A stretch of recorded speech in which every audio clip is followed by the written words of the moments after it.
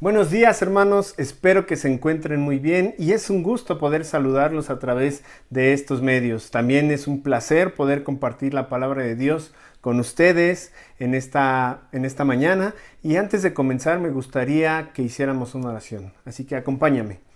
Bendito Padre, gracias por esta mañana que nos prestas de vida, porque nos permites estar con bien y poder estar dispuestos a escuchar tu palabra. Gracias también porque nos permites estar unidos en espíritu, Señor.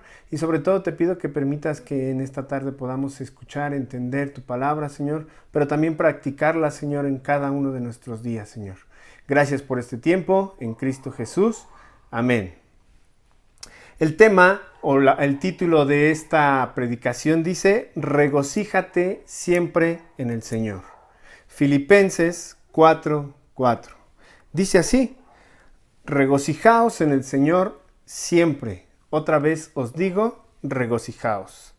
La carta de Filipenses es una carta muy especial, escrita por el apóstol Pablo, pero el tema central en lo cual se enfoca toda la carta es en el gozo. Y Pablo quiere animarnos y exhortarnos a que estemos siempre gozosos. Dice la palabra ahí, regocijaos.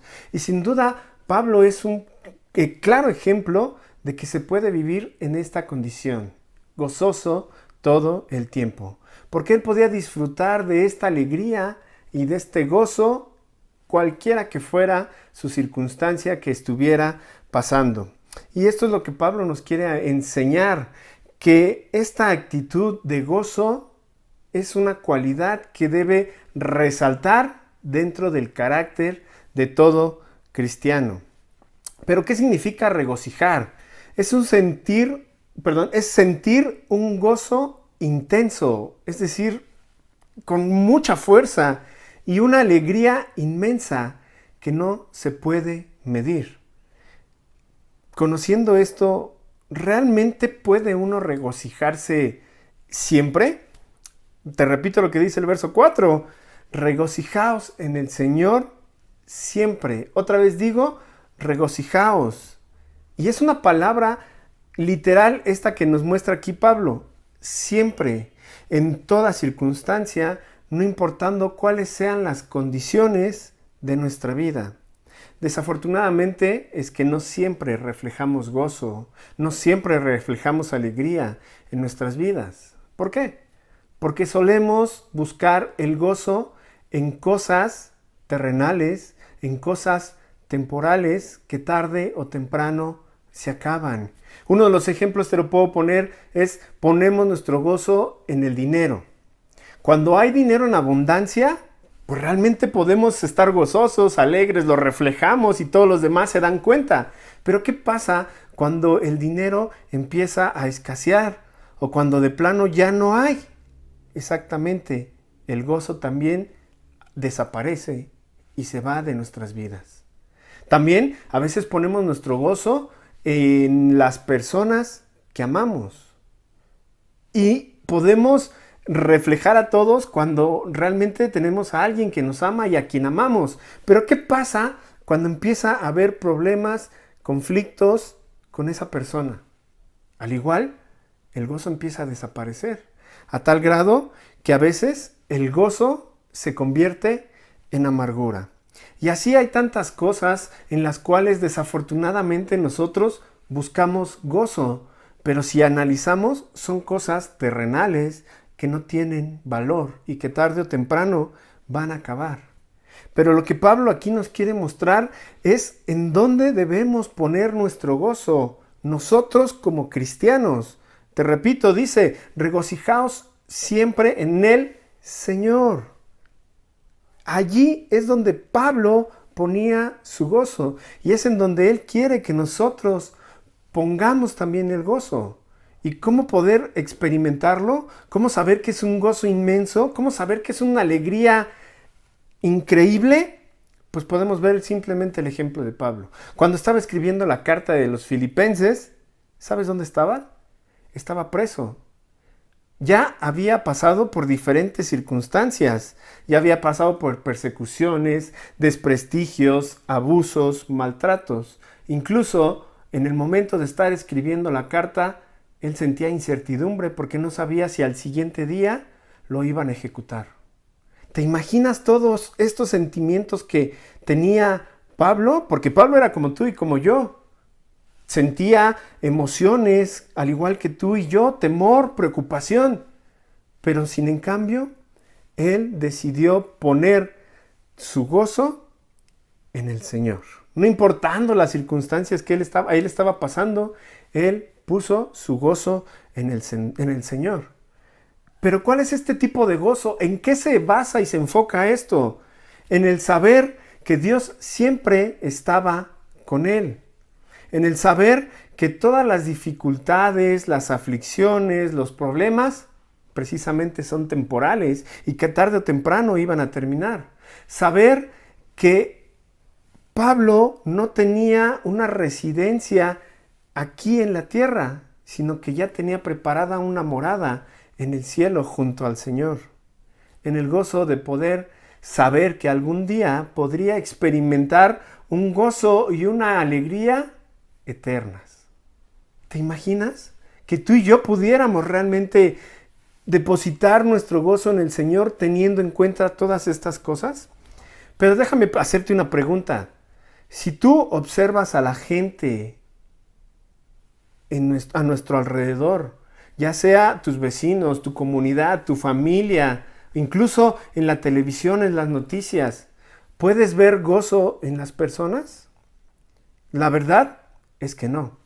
En este momento, en esta crisis, en estas circunstancias, lo único que podemos ver es tristeza, angustia, temor, dudas, incertidumbre, tal vez enojo, desesperación, preocupación por todo lo que está sucediendo en sus vidas, pero también por todo lo que está sucediendo en el mundo entero. Pero ¿sabes qué? También muchos cristianos estamos teniendo estos mismos sentimientos. Estamos experimentando las mismas angustias, temores, preocupaciones y tal vez enojos. ¿Y sabes qué? Todo esto nos está abrumando y nos está cegando, sobre todo nos está desenfocando de nuestro Dios. De poder depositar nuestro gozo y la alegría y experimentarla de la misma manera que Pablo lo estaba haciendo. Y desafortunadamente nosotros hemos buscado poner nuestro gozo, nuestra alegría, nuestra felicidad en cosas terrenales. Y es por eso que estamos experimentando todas estas emociones negativas. Pero qué consuelo saber que dentro de todo lo difícil que pueda estar pasando en tu vida, en mi vida y todo lo difícil que puede estar pasando en el mundo, hay alguien que quiere darte gozo y alegría aún en medio de tu situación. Y Pablo en esta carta de los Filipenses, y como ya te dije, todo el libro de Filipenses está centrado en el gozo, pero exactamente en este libro, en este capítulo 4, Pablo nos quiere enseñar dos factores que nos impiden mantener el gozo, pero también nos quiere mostrar dos factores que nos ayudan a poder gozarnos en el Señor y volver a enfocar nuestra mirada en Él y así poder disfrutar de lo que Él quiere darnos y de poder experimentar ese gozo y esa alegría inmensa que Pablo experimentaba aún al borde de la muerte. Y quisiera comenzar con estos puntos, los primeros dos factores que nos impiden mantener el gozo en nuestras vidas. Y el primero lo encontramos en el versículo 2. La palabra dice: ruego a Evodia y Síntique que sean de un mismo sentir en el Señor. El primer punto son pleitos y conflictos. Es inevitable que como seres humanos no tengamos conflictos con las personas que nos rodean. Hay tantas razones por las que uno llega a tener conflictos y pleitos con las personas. Y Pablo aquí nos está mencionando un pleito, un conflicto que existía en la iglesia de Filipos con estas dos mujeres, Evodia y Síntique. Y según el contexto del libro, estas mujeres eran dos líderes importantes en la iglesia. ¿Y sabes qué? Por mantener esta actitud de conflicto y de desacuerdo, ellas ya estaban perdiendo el gozo en sus vidas. ¿Y sabes qué es lo más preocupante? Que no solamente ellas, sino que también los miembros de la iglesia estaban siendo afectados por este desacuerdo. Si bien no era un desacuerdo doctrinal ni de principios bíblicos, era un desacuerdo simplemente de cómo hacer las cosas, de cómo obrar, de cómo trabajar. Pero se llegó a salir tanto del margen que empezó a afectar a los miembros de la iglesia, a tal grado que Pablo se enteró y tuvo que intervenir. Si bien es cierto, este es un caso que nos habla de la iglesia, pero no es el único lugar en el cual nosotros tenemos relaciones con otras personas.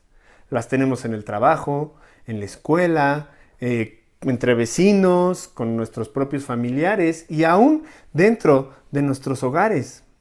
Y seamos sinceros, creo que ya todos hemos pasado por este tipo de desacuerdos. Estar en conflicto con alguien. Y déjame preguntarte, ¿sentiste gozo en esos momentos? ¿Te alegrabas en ese momento de conflicto? La verdad es que no. Seamos honestos. Lo único o lo que menos sentíamos era gozo. Nuestra mente se ponía a trabajar o se pone a trabajar para saber cómo actuar en frente de esta persona, cómo poder defender nuestros argumentos, cómo buscar que la gente acepte la manera en la que yo pienso. Y seamos sinceros y honestos. El gozo, la verdad, es que prácticamente empieza a desaparecer de nuestras vidas. Y si nos vamos a un ejemplo más puntual, ¿has tenido algún conflicto dentro de tu casa? ¿Con tu esposo, tu esposa, tus hijos o tus padres? Yo creo que sí.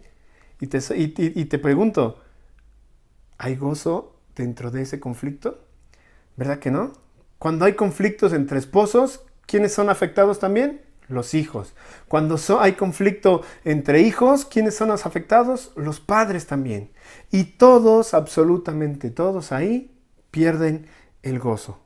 Entonces, este primer factor que nos roba el gozo o nos impide mantenernos gozosos son estos conflictos y estas peleas. Pero es inevitable que los tengamos. Pero es necesario que aprendamos a responder de manera correcta, teniendo una actitud correcta y enfrentando este conflicto, pero sobre todo terminándolo lo más pronto posible. ¿Por qué? Porque estaremos quitando el gozo de nuestra vida y sobre todo estaremos afectando a otras personas. ¿Recuerdas lo que Jesús dijo en Mateo 5 cuando estaba hablando sobre la ira?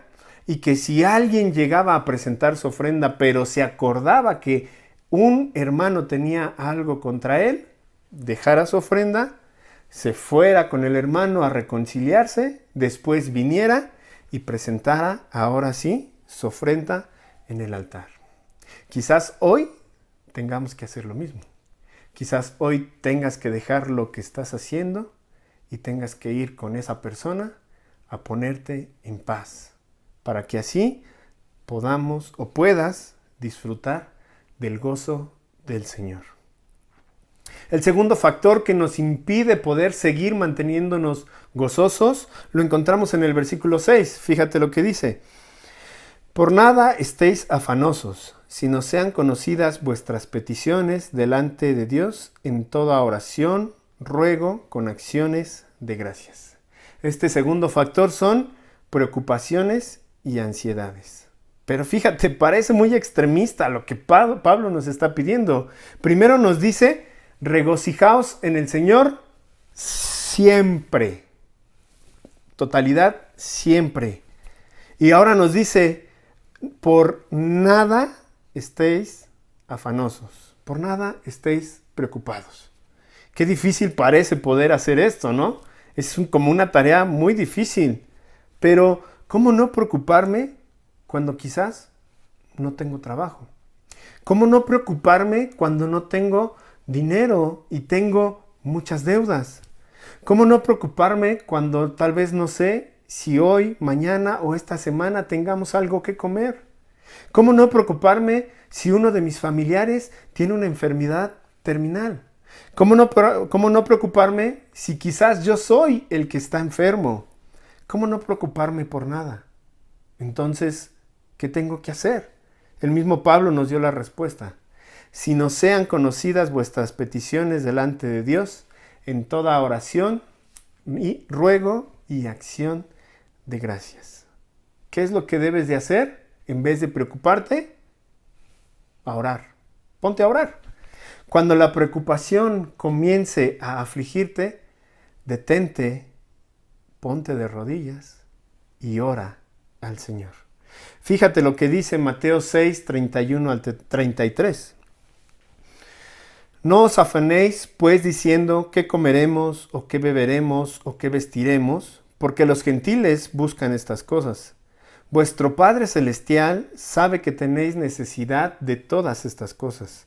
Mas buscad primeramente el reino de Dios y su justicia, y todas estas cosas os serán añadidas. Sin duda Dios ya conoce tus necesidades, pero le interesa más que lo busques a Él primero antes de que comiences a preocuparte. Fíjate, lo dice claramente ahí. Busca primero el reino de Dios y su justicia, y yo proveeré de todo lo demás. Si bien las circunstancias y las preocupaciones sin duda son factores que nos roban el gozo, porque nos enfocamos tanto en lo que necesitamos que perdemos de vista al Dios que nos provee de todo ello. Vamos a Habacuc 3:17, 3 del 17 al 19, y fíjate, esta palabra es increíble. Aunque las higueras no florezcan y no haya uvas en las vides, aunque se pierda la cosecha de oliva y los campos queden vacíos y no den fruto, aunque los rebaños mueran en los campos y los establos estén vacíos, aún así me alegraré en el Señor, me gozaré en el Dios de mi salvación. El Señor soberano es mi fuerza. Él me da pie firme como el venado, capaz de pisar sobre las alturas. ¿Entendiste? Habacuc, en pocas palabras, dijo: aunque todo parezca ir mal, aunque todo esté perdido y quizás no haya nada de comer, aún así yo me gozaré y me alegraré en el Dios de mi salvación. ¿Cómo es que Habacuc podía decir esto? ¿Cómo no preocuparse cuando no había qué comer, cuando no había trabajo? Porque sus sentimientos y sus emociones no estaban sujetas a las circunstancias que estaba pasando, sino que su fe y su confianza estaban depositadas en Dios, porque sabía que Él proveería de todo y que le daría las fuerzas ante cualquiera que fuera la voluntad de Dios. Cuando todo parezca perdido, recuerda que es Dios quien nos da la fuerza y se encarga de nuestras necesidades cuando lo ponemos a Él primero. Pablo nos enseña a acudir a Dios por nuestras peticiones, y nos decía ahí, con oración, ruego y acciones de gracias. Es decir, que hay una forma de pedirle a Dios por nuestras necesidades, por nuestras preocupaciones. Y nos muestra aquí tres cosas. Primero, oración. La oración nos está hablando de alabanza y exaltación a Dios. Saber y reconocer quién es Dios. Es un Dios grande, magnífico, omnipotente, amoroso. Todas las cualidades de Dios nos está invitando a exaltarlo y alabarlo. También nos está diciendo que a través del ruego, una actitud en la que debemos acudir a Dios. Un ruego nos habla de un clamor. ¿Recuerdas Jeremías 33:3? Clama a mí, ¿y qué? Yo te responderé. Pero desafortunadamente, muy pocas veces vamos a Dios con esta actitud de ruego. Casi siempre vamos con una actitud de exigencia, porque vamos y, Señor, te pido, haz, dame, cuando no debería de ser así. Y la tercera cosa que nos dice es acciones de gracias. Muchas veces nos enfocamos tanto en lo que necesitamos, tanto en nuestras preocupaciones, tanto en las aflicciones que queremos que Dios responda, que a veces nos olvidamos de todo lo que ya ha contestado, de todo lo que ya ha hecho por nosotros y en nuestras vidas.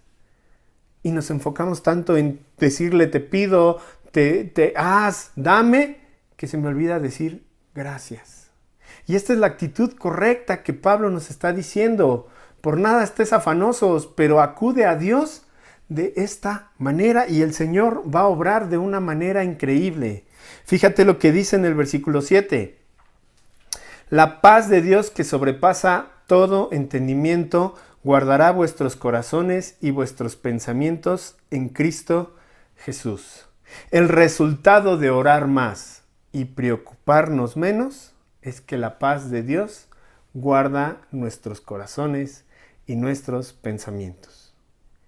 Y nos enseña y nos muestra y nos tranquiliza diciéndonos que Dios tiene el absoluto control de todo y que nos recuerda que tus necesidades y tus aflicciones son temporales.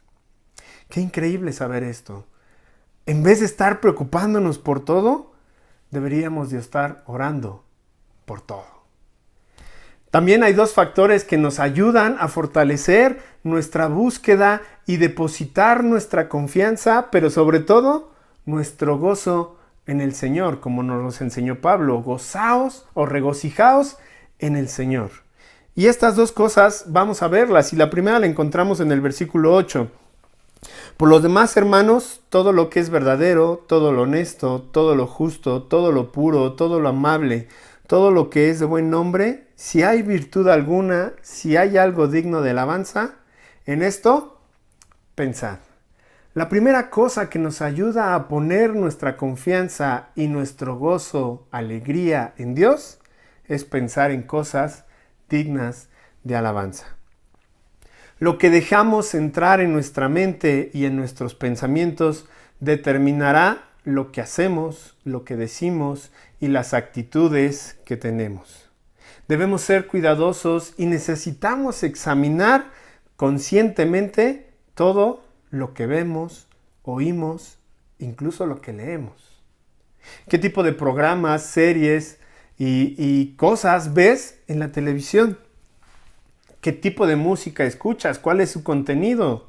¿Qué es lo que leemos, ya sea en revistas o aún en el mismo internet? Si bien es cierto, los medios de comunicación son herramientas que nos ayudan, aún como en este momento de esta transmisión, a crecer en Dios.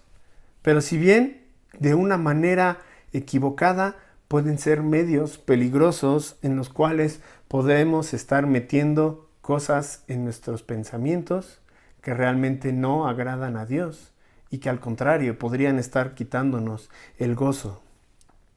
Necesitamos evaluar nuestros pensamientos y nuestra mente y realmente preguntarnos, ¿mis pensamientos están cumpliendo con lo que Pablo nos está animando a pensar?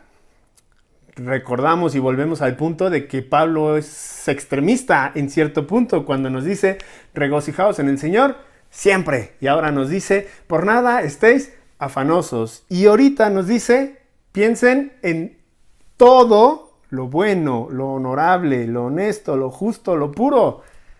Parece que es un extremo, ¿no? Pero fíjate, si no fuera así, bien pudo haber dicho, piensen en cosas justas, honorables, amables, pero no, puso esta palabra antes de todo eso.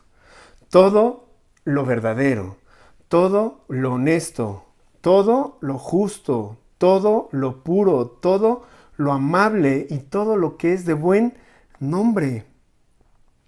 Pero algo que necesitamos entender es que todos estos pensamientos debemos enfocarlos en lo que Dios dice que son estos pensamientos, en lo que es todo lo verdadero, todo lo puro, todo lo justo.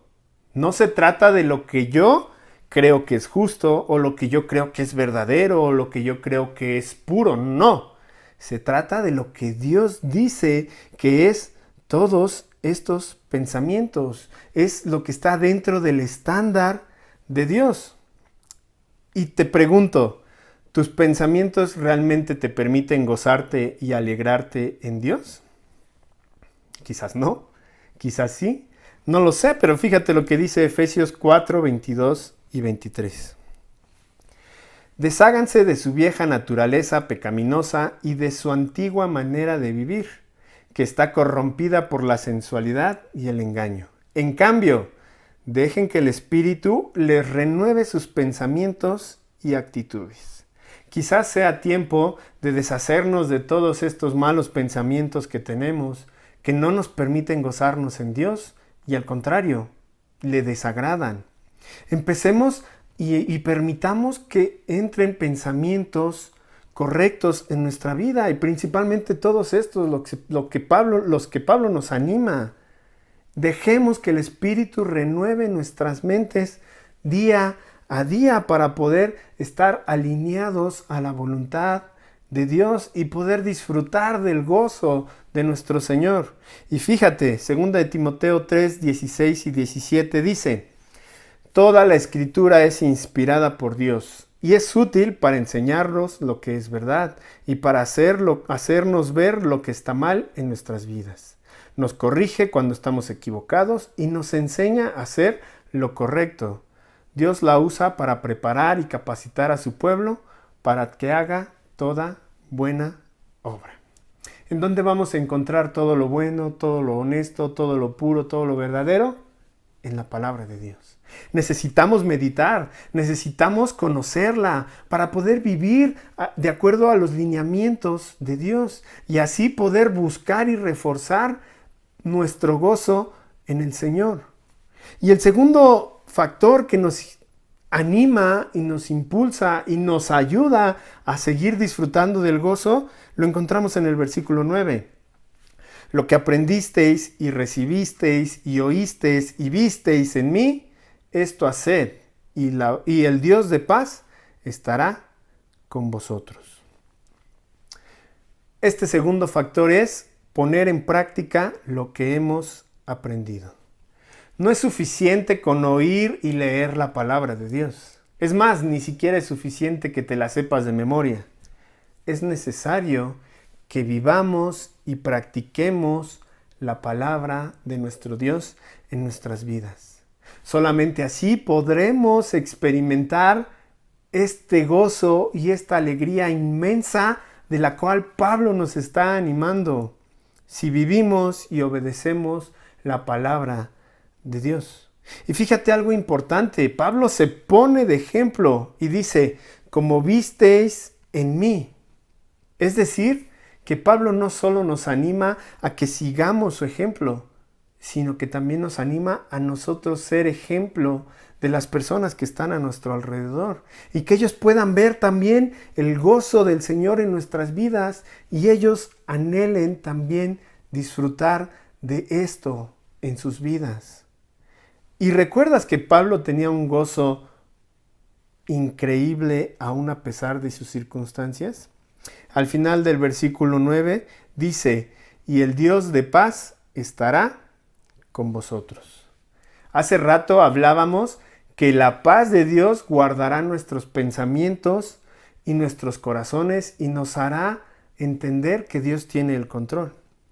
Pero en este versículo, si ponemos en práctica y hacemos todo lo que ya Pablo nos ha dicho que aprendimos, entendimos y leímos y todo, el mismo Dios de paz estará con nosotros. Es por eso que él podría hablar del gozo de una manera tan natural, porque él estaba seguro de que Dios estaba con él. Y eso es lo que él nos quiere enseñar, exhortar y animar en esta mañana. Que tú y yo podamos disfrutar de ese gozo que él tenía, de esa seguridad de que todas sus circunstancias iban a terminar porque son temporales, de estar seguros de que tarde o temprano vamos a estar en la eternidad con nuestro Señor, gozando de un gozo aún más grande porque será eterno. ¿A poco no te gustaría poder estar siempre gozoso? ¿Te imaginas lo increíble que sería reflejar un gozo en nuestras vidas aun cuando todo nuestro alrededor está mal? Esto es posible. Cuando dejamos de poner nuestro gozo y nuestra alegría en cosas terrenales, en cosas temporales que tarde o temprano se van a acabar. Realmente podremos regocijarnos siempre Y ninguna circunstancia y ningún conflicto, ni preocupación, ni pensamiento podrán robarnos el gozo cuando decidamos vivir de acuerdo a la voluntad de nuestro Dios. Cuando practiquemos todo lo que hemos aprendido y recibido. Qué increíble sería que tus vecinos, mis vecinos y la gente de mi alrededor y tu alrededor puedan decir: yo quiero el gozo que él experimenta, aun cuando está quizás al borde de la muerte. Qué increíble sería que mis hijos puedan decir: yo quiero vivir como mi papá, como mi mamá o como él, porque realmente refleja el gozo que tiene en el Señor. ¿A poco no te gustaría que también tu familia, tus amigos y vecinos quisieran experimentar esto? Pero primeramente, tú debes de reflejarlo. Es tiempo de comenzar a practicar, vivir y sobre todo obedecer la palabra de Dios. Todo lo que hemos aprendido, recibido, visto y oído para poder reflejar este gozo intenso y esta alegría inmensa que el mismo Dios de paz nos da, porque sabemos que Él está junto a nosotros.